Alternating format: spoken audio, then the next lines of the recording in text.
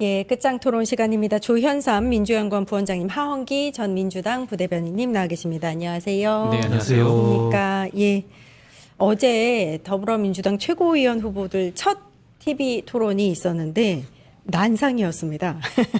예. 그리고 사실 저는 이건 몰랐어요. 이 논란을 몰랐는데 최민희 후보가 사실 최근에 여러 가지 언행이나 이제 뭐 여러 가지 면에 있어서 좀 이슈를 몰고 다녔었는데 김용호 후보를 향해서 김용호 후보가 연설하고 있는 도중에 또 박쥐 이러더라고요. 그 영상이 또 공유가 됐고 어제 김용호 후보가 직접적으로 묻는 장면. 근데 거기에 대한 그 뭐랄까 대응도 사과인지 아닌지 좀 무색하게 만들 정도의 그런 대응이 나왔다. 아, 이거 어떻게 보셨어요? 예. 불쾌하게 봤습니다. 불쾌하게 봤다. 네. 예. 저는 최민희 의원님은 최고위원 후보직 사퇴하시고 국회의원직도 사퇴하시는 게 좋겠다고 생각해요. 국회의원직도 내려놔야 된다. 네, 별로 정치적 영향이 있어 보이지 않고 의지도 없어 보이고 인간에 대한 예의도 없어 보입니다. 그래서 국회의원직은 사퇴하시는 게 더불어민주당에도 공동체에도 이롭다고 생각합니다. 뭐 일단은 진보의 의제를 뉴스공장이 설치한다 이렇게 얘기하더라고요. 근데 그러면은 본인이 국회의원 할 이유가 없죠. 바쁜 국민들이 스스로 뭔가 이 공동체나 사회 문제를 놓고 토론하고 뭐 협상하고 다투고 이럴 시간이 없으니까 우리가 대의민주주의를 하는 거 아닙니까, 그죠? 국회의원들이 대신 국회에 가서 그 국민들의 삶의 문제를 의제화시키고 그걸로 이제 토론도 하고 싸움도 하고 협상도 하면서 좀 사회적 합의를 창출하고 그걸 기반으로 제도화도 하고 이렇게 하라고 우리가 대의민주주의 하는 거거든요. 그러니까 사실 최민희 의원님이 그걸 하셔야 되는데 그걸 뉴스공장이 한다고 할 것 같으면 본인이 뉴스공장 패널 나가시면 되지.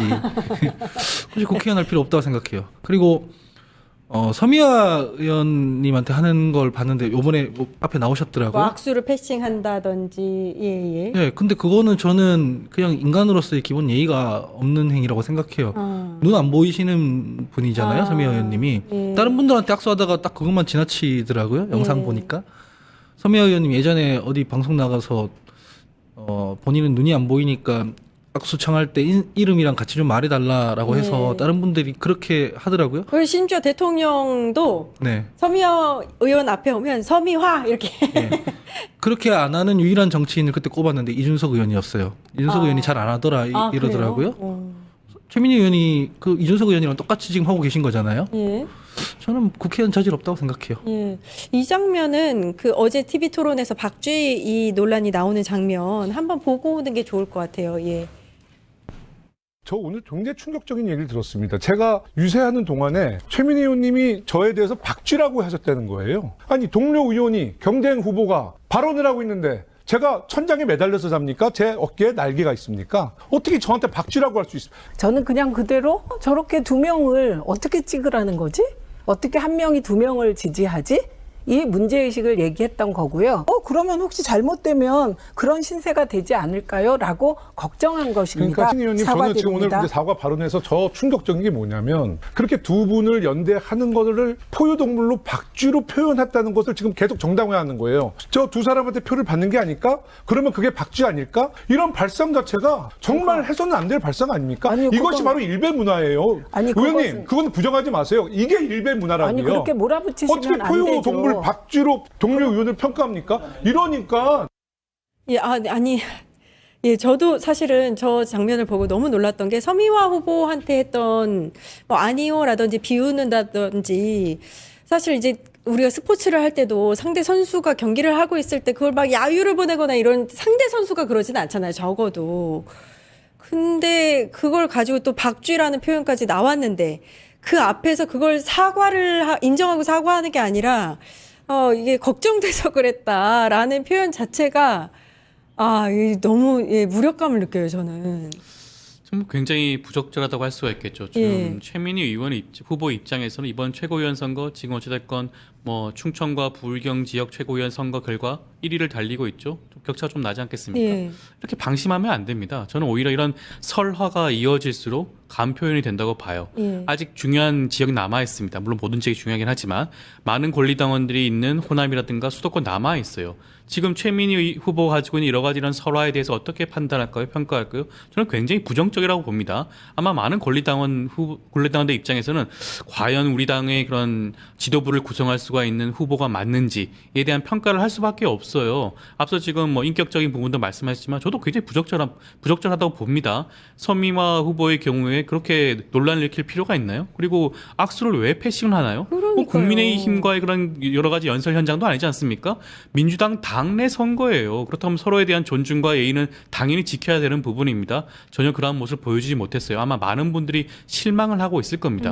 최민희 의원님 그전에도 과거 굉장히 과격한 발언들을 많이 하셨죠. 그렇지만 그거는 우리 민주 진보 진영을 위해서 했던 발언이라고 선회할 수가 있습니다. 그렇지만 지금은 전당대회예요. 어떻게 보면 이번 전당대회는 당내 축제가 되어야 되는 그런 부분도 분명히 있습니다. 그럼에도 불구하고 당내 분란과 불협화음을 만드는 그런 발언들 저는 굉장히 본인에게 굉장히 간표현이 될 수밖에 없다라는 모습 말씀을 드릴 수밖에 없고요. 본인의 그런 정치적인 그런 이력과 생명에도 생채기를 낼 수밖에 없다는 말씀을 드릴 수밖에 없을 것 같습니다. 예. 저는 분명히 이 부분에 대해서는 최민희 후보가 진정어린 사과가 분명히 나와야 된다는 말씀을 좀 드리고 싶습니다. 근데 사과할 것 같지 않은 게 사실은 이 관련 논란에 대해서 현장을 조금 더 살펴봐달라. 나에게 더 모욕적인 상황이 더 많다라고 이제 본인의 그 행태를 약간 이럴 수밖에 없는 상황으로 이렇게 약간 뭐랄까요 포장하는 듯한 모습. 그래서 뭔가 사과하고 반성하고 뭔가 변화를 기대할 수 있는 상황이 맞나라는 생각이 들고 예 이런 상황들이 일단 한두 번이 아니었다는 거. 아니 뭐 그 자기가 편한 사람만 만나고 자기가 뭐 불편한 사람 무시하고 그러려면 공인을 안 하면 돼요. 근데 이러면 윤석열 수준이랑 뭐가 다른지 모르겠어요. 그러니까 집권 여당의 지도부를 안 하시면 돼요. 굳이 국회의원 안 하시면 되죠. 국회의원 하면 자기 불편한 사람들이랑도 계속 마주해야 돼요. 그 사람 목소리도 들어야 되는 거고. 예. 예전에 노무현 대통령, 요새 노무현 대통령 파는 사람이 되게 많더라고요. 노무현 대통령처럼 하지도 않으면서. 예. 노무현 대통령님 연설 나가서 계란 맞고 그러면 뭐라 그랬냐면은 이렇게 한번 정치인들이 계란이라도 맞아주고 해야 국민들이 스트레스 풀리는 거 아니냐. 기억나요. 예, 예. 맞아요. 아니 뭐 대통령이나 맞아요. 정치인들한테 국민들이 욕설이라도 안 하면 어떻게 살겠느냐. 그런 태도로 정치하셨잖아요. 근데 뭐 지금 아니 최민희 의원 같은 경우에는 아니 무슨 이게 아까 그 부원장님 말씀하신 대로 심지어 상대 당도 아니고 상대 정파를 지지하는 분들의 어떤 비난과 욕설 이런 것도 아니고 같은 당에 있는데 심지어 같이 경쟁하는 후보가 지금 연설하는데 그 앞에서 야유하고 내려와서 뭐 악수도 안 하고 뭐 이 사실 총체적으로 저는 이게 이해가 잘 안 돼요. 솔직히 이렇게까지 생각하고 싶지 않지만 서미아 의원님 눈 안 보이시니까 일부러 패싱한 거 아닌가 하는 생각까지 들 정도로 불쾌한 영상이었어요. 네네네. 그래서 하고 싶은 대로 하고 만나고 싶은 사람만 만나고 하려면 국회의원을 안 하시면 되죠. 저 이제 지금 영상으로도 나가고 있는데 저 사태 이후에 뒤에서 김용만 의원이 말리니까 김용만 의원하고도 좀 큰 소리로 다투는 듯한 모습. 예, 부적절합니다. 지금 박지원 의원은 페이스북에 정봉주 의원을 소환을 했네요. 정봉주 234가 있다.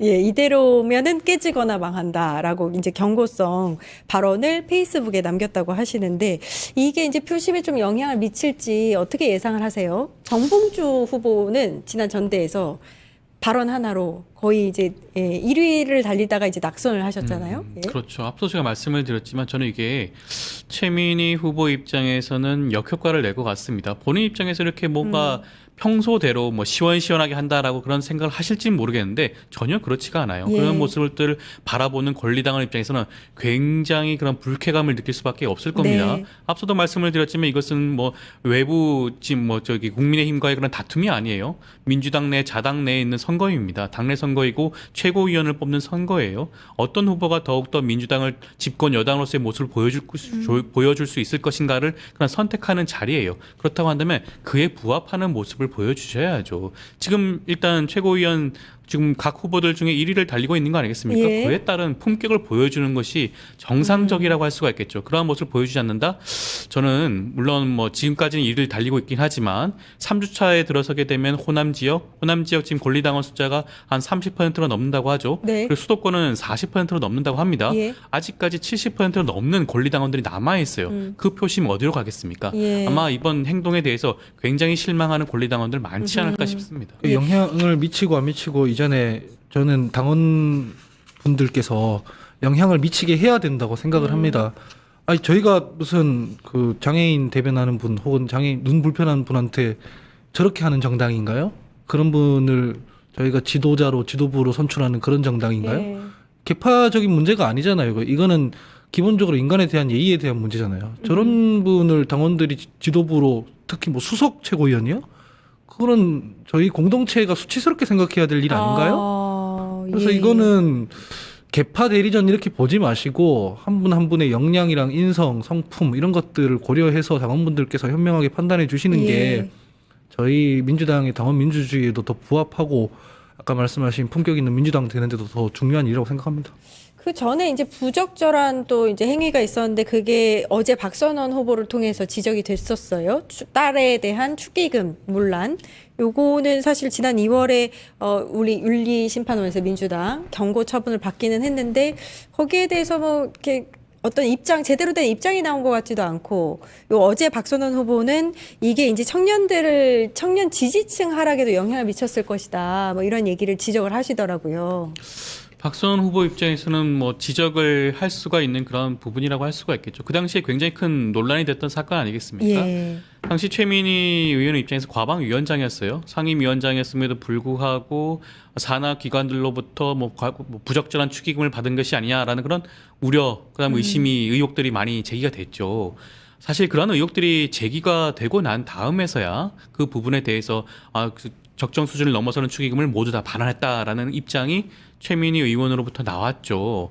사실 그런 의혹 제기가 없었다고 한다면 과연 그런 것들이 뒤 후속 조치가 취해졌을까요? 아닐 것이라는 생각들을 많이 하는 거 아니겠습니까? 지금 민주당이 2030들이 민주당을 떠난다는 그런 지적, 아픔 굉장히 많습니다. 그것들을 되새겨 보게 된다고 한다면 과연 민주당이 민주당으로서의 모습을 보여줬는가? 공정한 정당으로서의 모습을 보여줬나? 그런 부분들에 대해서 많은 2030 청년들이 불만을 제기할 수밖에 없는 그런 부분들이 있거든요. 그것을 상징하는 또 하나의 장면으로서 박선원 의원 입장에서는 최민희 후보의 과거 그런 모습들을 한번 지적을 한 게 아닌가 싶어요. 물론 그 발언에는 최민희 의원이라고 지칭을 한 건 아니긴 합니다. 하지만 많은 분들이 최민희 의원이 과거 그런 사건을 떠올릴 수밖에 없는 그런 부분들이 있다고 할 수가 있겠죠. 예. 지금 최고위원 후보들 아직 뭐 두 지역밖에는 순회 경선을 하지 않긴 했지만 1, 2 최민희 후보를 제외하고는 나머지는 사실 거의 비슷비슷한 득표율을 보이고 있고, 특히 5, 6위는 언제 뒤집힐지 모르는 상황이잖아요. 네.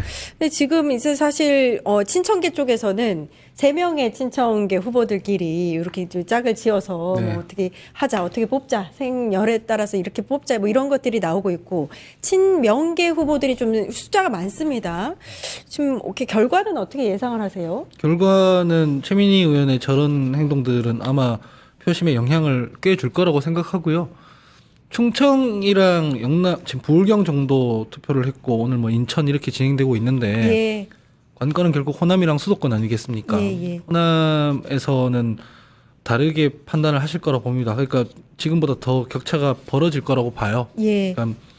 그러니까 짝짓기 이렇게 해서 뭐 하는 저런 식의 구태 정치를 하니까 자꾸 저런 어떤 구설수, 실수 이런 것들이 나오는 거라고 생각해요. 자기 비전 가지고 얘기를 안 하고 뭐 생일로 짝지어서 투표하라 이러니까 뭐 하는 행태들이 저렇게 나오는 거 아니에요? 자기가 무슨 생각을 갖고 있고 어떤 생각으로 당원들한테 비전을 설득할지, 네. 어떻게 더불어민주당을 운영할지 이런 거에 대해서 메시지를 고민하지 않고 그런 거 설득할 시간도 부족해야 되는데 거기에 대해 아무 생각이 없으니까 자꾸 저런 식으로 뭐 박쥐니 뭐니 변죽만 올리다 보니 저런 게 나오는 거라고 봐요. 근데 그런 것들 민주당원들이 다 평가하고 판단할 거라고 생각하고, 아마 저거는 정청래 후보 그리고 다른 친청계 후보님들한테도 꽤 큰 영향이 될 거다 이렇게 생각합니다. 예.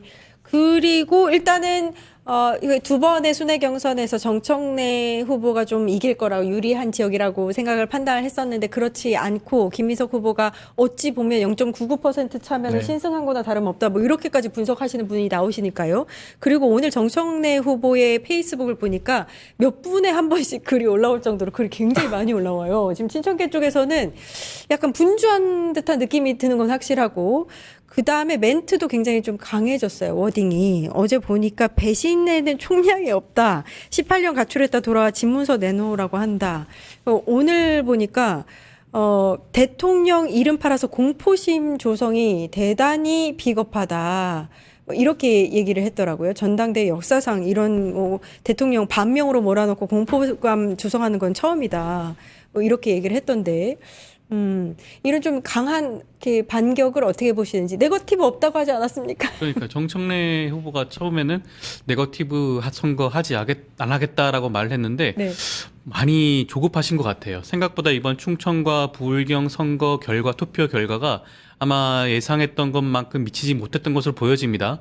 이번 1주차 선거 결과를 통해서 사실상 대세론을 굳히겠다라고 하는 것이 정청래 후보와 정청래 캠프에서의 생각이었을 텐데 그렇게 되지 않았죠. 1%포인트 차라고는 하지만 정확하게는 0.99%포인트 차이입니다. 네. 사실상 김민석 후보 입장에서는 이번 1주차 선거는 사실상 승리한 것이 아니냐라는 생각을 할 수밖에 없는 그런 결과이기도 해요. 그러다 보니까 아무래도 이번 선거에서 김민석 후보의 약점이라고 본인이 생각하는 그런 부분들에 대해서 아마 집요하게 물고 늘어질 가능성이 있지 않을까 싶고요. 그것이 하나의 배신자론 아니겠습니까? 예.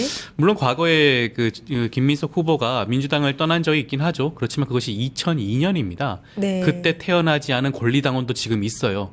24년 전 얘기입니다. 그걸 네. 가지고 지금 그 배신자론을 얘기하는데 배신자론 사실 민주당 내에서 흔하게 썼던 발언 아니에요. 과거 네. 국민의힘에서 나왔던 맞습니다. 얘기입니다. 예. 지금도 지금 유승민 전 의원 같은 경우에는 배신자 프레임에 갇혀 있는 거 아니겠습니까? 네. 한동훈 의원도 마찬가지예요. 배신자론 때문에 지금 복당이 안 되고 있는 그런 부분이 있습니다. 그것을 지금 고스란히 지금 민주당 전당대회에 끌고 오신 거예요. 저는 그것이 적절한가 싶습니다. 과연 2002년에 있었던 그런 탈당 문제를 가지고 배신자론을 언급하는 것이 적절한 것인가?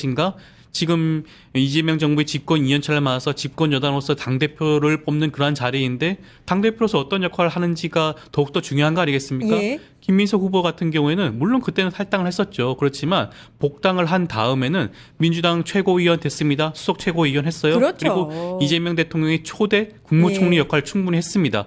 그런데 지금 배신자론이 통할 얘기입니까? 저는 일단 지금 정청래 후보께서 선거 전략을 잘못 세우고 있는 게 아닌가 싶습니다. 저는 앞서도 말씀을 드린 적이 있었는데 지금 중요한 거는 배신자론이 아니라 지금 본인이 지금 1기 당대표로서 역할이 부족했다는 부분들에 대해서 평가를 하고 예. 2기 당대표로서는 그보다 더욱더 매진해 더 잘하겠다라는 그런 모습을 보여줘야죠. 예. 그런데 지금 오히려 과거 김민석 후보의 그런 과거 배신자론을 꺼내드는 것은 저는 선거 전략상으로도 좀 부적절한 게 아닌가라는 말씀을 좀 드릴 수밖에 없을 것 같습니다. 예, 예. 그리고 또 이제 사실은 부산 울산 합동 연설회 때 정 후보가 국회의원들이 몰려다니면서 전화방 돌리고 있다. 그리고 이제 특정 후보 김민석 후보겠죠. 김민석 후보가 표방하는 뭐 100% 당원 투표 뭐 이런 것들을 현수막으로 건 국회의원들 이제 약간 비판하는 SNS 글을 올리기도 했었는데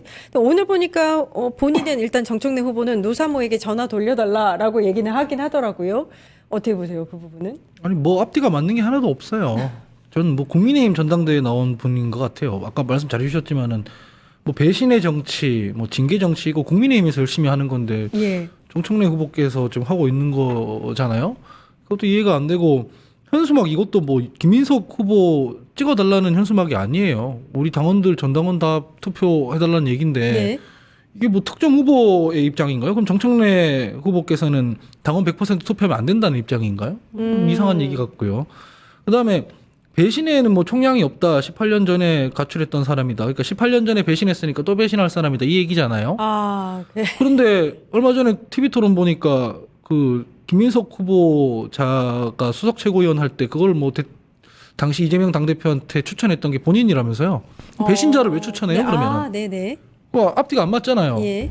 게다가 그러면은 그 이재명 대통령께서는 우리 당 배신할 사람을 그러면 초대 국무총리로 임명했다는 얘기인가? 뭐가 앞뒤가 맞는 게 하나도 없어요. 그리고 무슨 몰려다니면서 뭐 국회의원 조직표 이 얘기하는 것도 얼마 전까지만 해도 의원이랑 당원이랑 막 갈라치더만 160만 명 당원 여러분, 예, 이제 160명 국회의원. 이제 급해지니까 이렇게 예. 얘기하는 건가라는 생각도 들고요. 총체적으로 납득 안 되는 어떤 행동들을 많이 하시는데 이거는 이제 급해졌기 때문에 하는 일이라고 생각합니다. 확실히 좀 급해졌다는 느낌이 드는 게 오늘 친천계 대표 주자 중에 한 명인 이제 문정복 의원이 최고위원직을 사퇴를 했어요. 그리고 이제 본격적으로 아마 정청래 뭐 캠프에 들어가서 이제 그 뭐 당대표 선거를 도울 것으로 지금 예상이 되는데 약간 요게 당규 위반 논란이 좀 나오고 있더라고요. 그렇죠. 당원 당규에 따른다고 한다면 최고위원은 이번 전당대회 같은 선거에 개입을 하면 안 되죠. 그것이 공정한 선거를 위한 그렇죠. 당연한 룰 아니겠습니까? 그런데도 불구하고 과거부터 문정복 의원의 경우에는 최고위원 당시에도 그와 같은 논란이 있었습니다. 그러니까요. 특정 후보를 지지하는 것이 아니냐는 그런 의혹이 있었죠. 특정 후보를 위한 발언들을 한 것이 아니냐는 그런 의혹도 있었습니다. 그런 부분들이 이제는 와서 살펴보게 되면 더욱더 선명해진 것이죠. 아, 그래서 그때 문정복 당시 최고위원이 그렇게 행동을 한 것이 아닌가라는 생각을 할 수밖에 없습니다. 처음부터 특정 후보, 정청래 후보에 대한 지지를 선언하고 투표 캠프로서 역할을 하겠다고 한다면 최고위원 자리 그만뒀어야죠. 미리 그만두고 선거에 나섰어야 됨에도 불구하고 이제서야 한다? 1조차 결과가 아마 정청래 후보 입장에서는 결과가 매우 불충분하다 보니 아마 마음이 급했던 것 같아요. 그러다 보니까 지금 현직 최고위원조차도 소환을 해서 선거에 함께 하겠다라는 것을 보여주는 것이 아닌가 생각이 드는데 저는 이 모든 행동 하나하나가 어떻게 보면 정청래 캠프가 그만큼 지금 선거 국면이 지금 본인들의 입장에서 굉장히 불리하게 돌아가고 있는 것이 아닌가라는 것을 권리당원들한테 오히려 보여주는 것 같아요. 보여주고 있다. 오히려 그러면 본인 그 본래 정청래 후보 캠프에서 얘기했던 대세론을 굳힌다. 그 반대 역효과가 날 수밖에 없어요. 그만큼 지금 정청래 후보가 불리하게 지금 선거가 진행되는 것이 아닌가라는 권리당원들 생각을 할 수밖에 없고요. 보통 호남 권리당원들의 경우에는 어떻게 보면 뭐 이재명 대통령에 대한 지지율도 굉장히 높기도 했지만 당대표가 될 수 있는 그런 후보들한테 밀어주는 그런 경향성도 과거 선거에서 있었습니다. 예. 지금 대세론이 오히려 꺾이고 있다는 것을 자인하는 것처럼 보여줄 수가 있기 때문에 저는 오히려 이러한 모습 하나하나가 좀 부적절한 선거 전략이 예. 아닌가라는 생각도 들 수밖에 없을 것 같습니다. 저도 사실 이 부분을 좀 지적하고 싶었는데 이틀에 한 번씩 열리는 최고위원 회의 있잖아요. 네. 거기에서 공개 발언을 최고위원들이 하는데 이건 민생하고는 동떨어져 있고 네. 상대 후보 비방하는데 그 시간을 쓰고 있더라고요. 네. 이거는 약간 당규 위반 논란이 있을 만하다.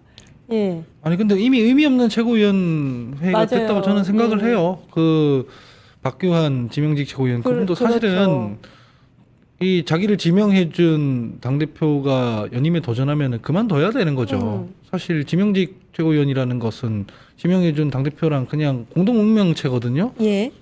근데 사퇴했으면 본인도 그만둬야 되는 거지. 거기 차지하고 있는 게 별로 정당성이 없잖아요. 그래서 이래저래 지적하려고 하면 지적할 게 많이 있습니다. 근데 뭐 하나 다 열거해서 지적할 건 아닌 것 같고요. 뭐 어쨌든 간에 의미가 없는 지도부가 지금 형식적으로 들어서 있다고 저는 생각을 하고 8월 17일 이후에 정돈이 될 거다 이렇게 봅니다. 8월 17일 이후에 전돈이 될 거다. 네. 예. 지금 이제 양대 당대표 후보들은 호남 지역을 좀 깊이 있게 보고 있는 것 같아요. 중요하다고 생각하는 것 같아요. 지금 8일에는 제주, 인천, 9일에는 강원, 대구, 경북인데 그 이후 15일, 16일에 전남, 광주, 전북 그리고 수도권이 있습니다. 그래서 오늘 이제 발표가 된 광남일보가 조원 CNI에 의뢰해서 1일에서 2일 사이에 진행한 여론조사가 있는데요. 요걸 좀 살펴보고자 합니다. 호남 쪽 여론을 볼 수 있는 결과죠. 지금 김민석 후보의 지지율이 많이 올랐다는 걸 볼 수 있어요. 호남에서. 예. 47.9%인가요? 김민석 후보는 이렇게 민주당원들 간에서 이런 지지율을 보이고 있고 정청래 후보는 32.3% 당대표 지지도를 보이고 있습니다. 사실 호남 아까 말씀하셨지만 한 30% 당원들이 여기에 있기 때문에 당원들이 누구를 지금 지지하고 있는가가 굉장히 중요한데 지금 보니까 15% 정도 차이가 나고 있어요. 넘게. 예, 요거는 어떤 시그널로 좀 해석하면 될까요? 최근에 그 김민석 후보가 이번 그 전당대회를 통해서 과반 득표를 하는 것이 아니냐라는 그런 전망까지 하시는 분들도 나오고 있지 않겠습니까? 예. 저는 그럴 가능성이 자꾸 높아지는 것 같아요. 과반이 나올 수도 있다. 1차, 그러니까 우리가 보통 선호 투표제를 통해 가지고 2순위 결과까지 지켜봐야 되는 거 아니냐라는 그런 말들이 예측이 많지 않았습니까? 예. 그렇지만 지금 분위기라면 저는 김민석 후보도 충분히 그럴 승산이 있다라는 생각이 들 수밖에 없는 정말요? 것이 예. 일단 뭐 호남 지역에서의 그런 여론조사 결과가 과거보다 그 격차 폭이 커지고 있는 거 아니겠습니까? 예. 물론 권리당원의 한정에서 특정해서 여론조사를 진행하기는 굉장히 어렵습니다. 그렇기 때문에 권리당원 표는 실제 투표 결과를 봐야 알 수가 있는 부분 분명히 있죠. 그렇기 때문에 이번 충청과 부울경 권리당원 투표 결과에 굉장히 많은 관심을 모았던 이유가 실제 여론조사 결과가 비슷하게 나올 것인가? 아니면 그와 다른 결과가 나올 것인가? 예. 과거 정청래 후보가 당대표로 당선되었을 그 당시에도 권리당원 투표 결과를 봤을 때 그 격차가 꽤 많이 나는 그런 어떻게 보면 충격적인 결과가 나왔던 거였어요. 예. 이번에도 그런 것이 아닌가라는 생각들을 사람들이 좀 하긴 했습니다. 그렇지만 이번 1주차 결과를 살펴보게 되면 사실 그와 같은 결과가 나오지 않았다고 보는 것이 예, 적절하겠죠. 그렇죠. 충청의 경우에는 오히려, 어찌됐건 예. 정청래 후보의 연고 지역이라고 할 수가 있습니다. 꽤 큰 격차 나오는 것이 아닌가? 부울경도 마찬가지예요. 조직력이 정청래 후보가 더 강한 것이 아닌가라는 평가가 많았습니다. 예. 오죽했으면 김민석 후보 측에서는 7%포인트 이내로만 격차를 줄인다고 한다면 충분히 뒤집을 수 있다라는 그런 말까지 했겠습니까? 그렇지만 그 결과는 0.99%포인트 차였어요. 그 결과 지금 호남 여론조사 결과처럼 반영이 되고 있다고 봅니다.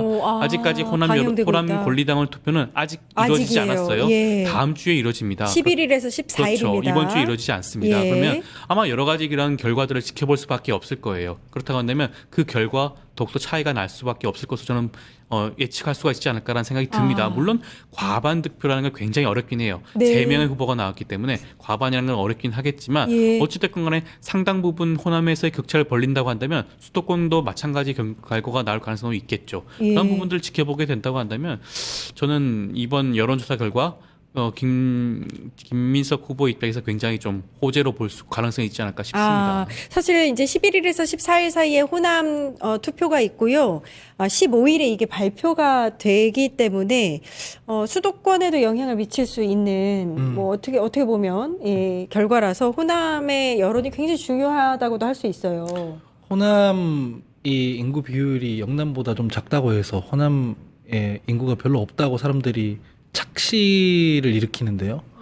호남 분들 되게 많아요. 영남에 필적할 만큼 혹은 수도권에 필적할 만큼 많아요. 왜냐하면 호남엔 산업이 없어서 많은 분들이 수도권으로 올라왔거든요. 그래서 서울 수도권에 계신 분들 중에 호남 분들이나 호남 2세대, 3세대 굉장히 많아요. 예. 지금 호남에 거주하시는 분들만 호남 분들이라고 착각하시면 안 되는 거죠. 그러니까 호남과 서울 수도권 사실 저희 당에서 한 묶음이라고 봐야 되는 거예요. 그래서 서울 수도권이 호남 표심 보고 영향을 미칠 거다라기보다는 같이 간다 이렇게 보는 게 오히려 더 정답 근사치에 다가가는 얘기라고 생각을 하고, 이재명 정부에서 지금 민생이나 공동체의 미래와 관련해서 이제 하고 있는 대형 의제, 산업 정책, 국정 프로젝트가 많이 있습니다. 그 중에 제일 대표적인 게 그 호남에 반도체 팹 설치하는 걸 포함하는 3대 메가 프로젝트이거든요. 이것과 관련해 가지고 정청래 후보나 친청계에서 뭔가 더 의지를 실어서 얘기하거나 그랬던 걸 제가 본 적이 별로 없습니다. 보통 기승전 1인 1표제, 기승전 보안수사권 폐지, 그러니까 권력기관 개혁이라던가 당내 어떤 투표 구조 이런 것들에 더 힘줘서 얘기했잖아요. 근데 호남 분들이나 이 보편 유권자들이나 당원분들은 거기에만 매몰돼 있는 건 아니거든요. 어쨌든 간에 이재명 정부가 이런 큰 프로젝트를 성공시키기 위해서라도 좀 흔들림 없는 국정 뒷받침이 돼줘야 된다고 생각할 테고, 그런 비전만 생각했을 때도 아마 호남에서는 좀 이재명 정부와 페어링해서 같이 갈 수 있는 그렇죠. 후보를 선호할 가능성이 아주 많다고 저는 생각합니다. 예, 이 여론조사는 휴대전화 가상번호 ARS로 진행이 됐고 자세한 사항은 중앙선거 여론조사 심의위원회 홈페이지 참조하시면 되겠습니다. 마지막으로 오늘 국무회의에서 이재명 대통령이 형소법 개정안을 국무 의결을 했어요. 보니까 수사기소 분리 사법의 정상화였다, 사필 규정이다 이렇게 이야기를 했는데, 궁금한 게 혹시 이 형소법 개정에 대해서 국민 여론이라든지 이런 것들 당내에서도 약간 의견이 분분했는데 전대에 혹시 영향을 미칠 수 있는 변수가 될까요? 전대에 영향을 미치기 위해서라면 사실은 이재명 대통령께서 이에 대한 뭐 거부권을 행사하는 경우가 오히려 그런 영향을 미칠 수 있었겠죠. 네. 저는 이번 형사소송법 개정안은 충분히 당내에서 논의가 되었던 부분입니다. 수의가 되었던 부분이고요. 이재명 대통령께서도 이 부분에 대해서 국회에서 결정하기를 뭐 바라셨던 부분 아니겠습니까? 국회에서 결정을 했어요. 물론 아쉬운 부분, 부족한 부분이 있을 수 있습니다. 그런 것들은 이번 형사소송법 개정안의 그런 추후 보완책을 마련한다라든가 아니면 추후 시행령을 여러 가지 좀 충실하게 마련한다라든가 여러 가지 측면에서 보완을 할 수가 있는 부분 분명히 있습니다. 많은 국민들이 우려하고 있는 거 저도 알고 있습니다. 저 역시 변호사로서 걱정이 되는 부분도 있어요. 형사소송법 개정안이 사실상 이 80년 가까이 진행되었던 부분들에 대한 전면적인 개정이긴 맞아요. 하거든요. 예. 검사의 수사권을 전면 폐지한다? 그런 부분들이 걱정이 있을 수는 있지만 현실적으로 봤을 때 지금까지 형사사건들 대부분 경찰이 수사를 진행을 했습니다.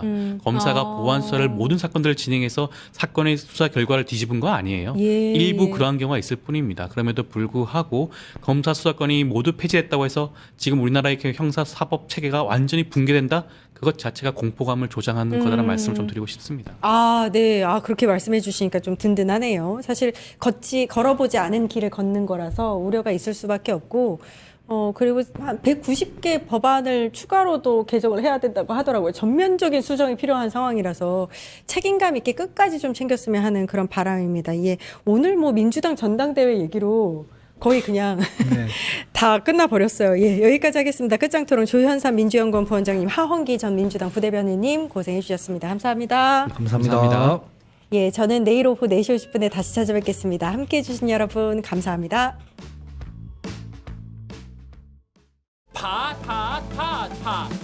증권봉합